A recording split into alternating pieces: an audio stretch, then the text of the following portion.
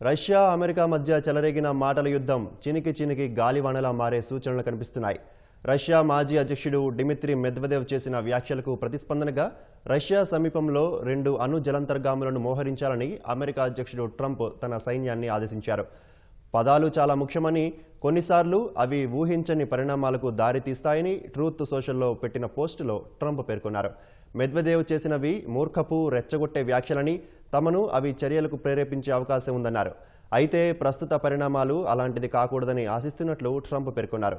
భారత్, రష్యాలవి చనిపోయిన ఆర్థిక వ్యవస్థలని అభివర్ణించిన ట్రంప్ వారం క్రితం సుంకాలు, జరిమానా ప్రకటనలు చేశారు. ఆ ప్రకటనపై పుతిన్కు అత్యంత సన్నిహితుడు మెద్వెదేవ్ ఆగ్రహం వ్యక్తం చేశారు. డెడ్ ఎకానమీ వ్యాఖ్యలకు ప్రతీకారంగా రష్యా డెడ్ హ్యాండ్ను ట్రంప్ గుర్తుపెట్టుకోవాలని సూచించారు.